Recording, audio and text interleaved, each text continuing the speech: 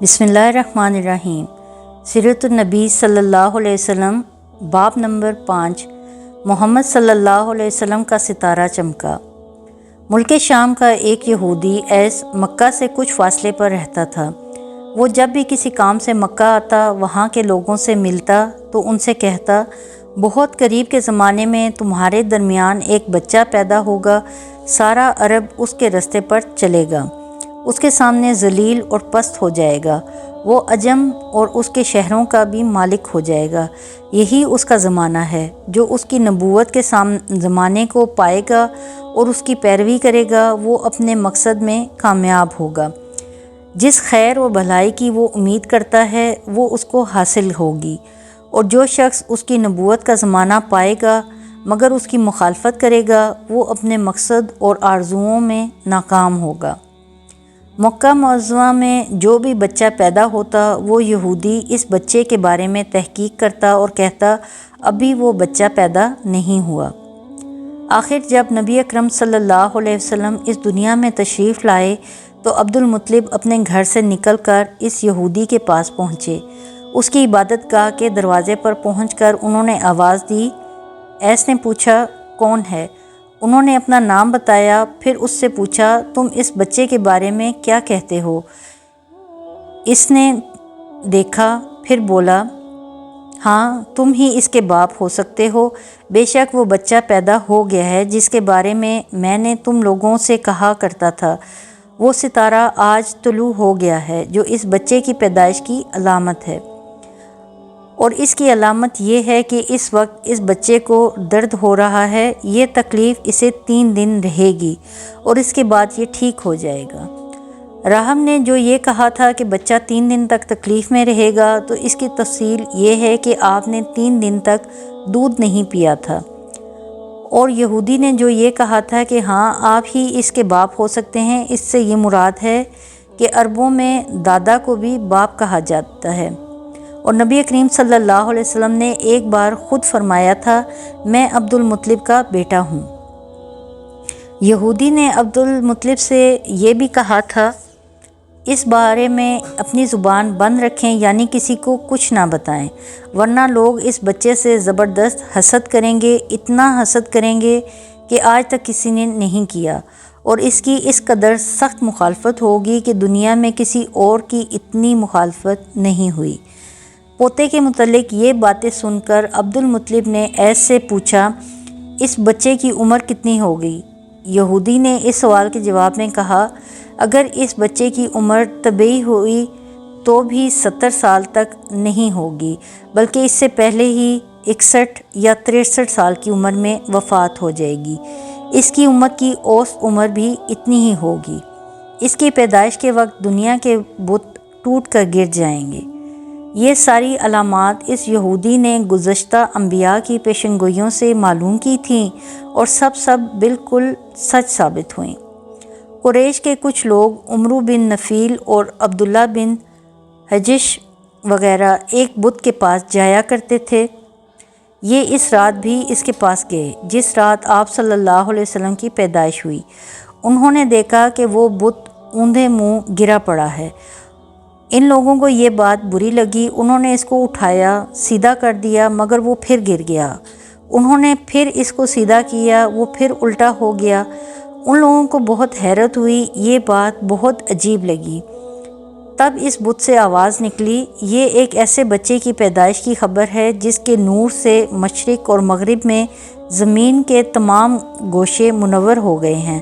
بت سے نکلنے والی آواز نے انہیں اور زیادہ حیرت زدہ کر دیا۔ اس کے علاوہ ایک واقعہ یہ پیش آیا کہ ایران کے شہنشاہ کسریٰ نوشیروان کا محل ہلنے لگا، اس میں شگاف پڑ گئے۔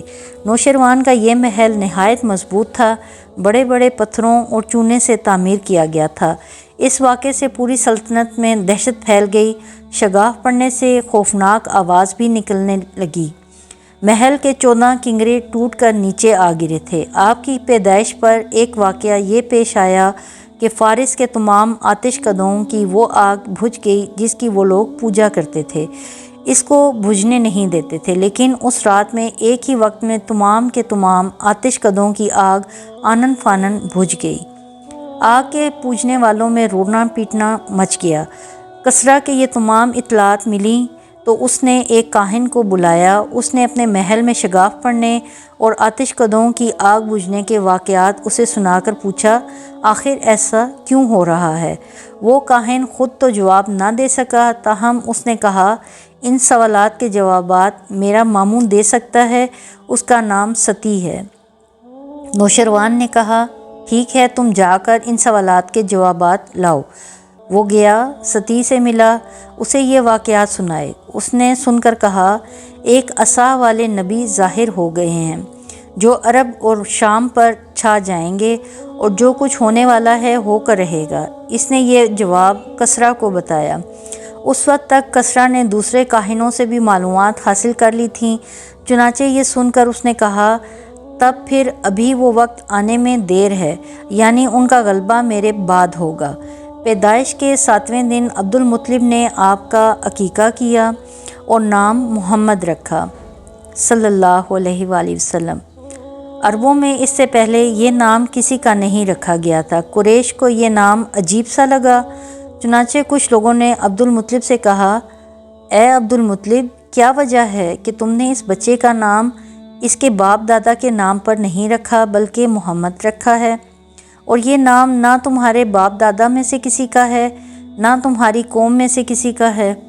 عبدالمطلب نے جواب دیا، میری تمنا ہے کہ آسمانوں میں اللہ تعالیٰ اس بچے کی تعریف فرمائے اور زمین پر بھی لوگ اس کی تعریفیں کریں۔ محمد کے معنی ہیں جس کی بہت زیادہ تعریف کی جائے۔ اسی طرح والدہ کی طرف سے آپ کا نام احمد رکھا گیا۔ احمد نام بھی اس سے پہلے کسی کا نہیں رکھا گیا تھا۔ مطلب یہ کہ ان دونوں ناموں کی اللہ تعالیٰ نے حفاظت کی اور کوئی بھی یہ نام نہ رکھ سکا۔ احمد کا مطلب ہے سب سے زیادہ تعریف کرنے والا۔ علامہ سہیلی نے لکھا ہے کہ آپ احمد پہلے ہیں اور محمد بعد میں، یعنی آپ کی تعریف دوسروں نے بعد میں کی، اور اس سے پہلے آپ کی شان یہ ہے کہ آپ اللہ تعالیٰ کی سب سے زیادہ حمد و ثنا کرنے والے ہیں۔ پرانی کتابوں میں آپ کا نام احمد ذکر کیا گیا ہے۔ اپنی والدہ کے بعد آپ نے سب سے پہلے صوبیہ کا دودھ پیا۔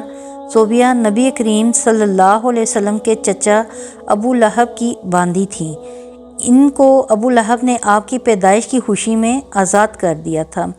صوبیہ نے آپ کو چند دن تک دودھ پلایا۔ انہی دنوں صوبیہ کے ہاں اپنا بیٹا پیدا ہوا تھا۔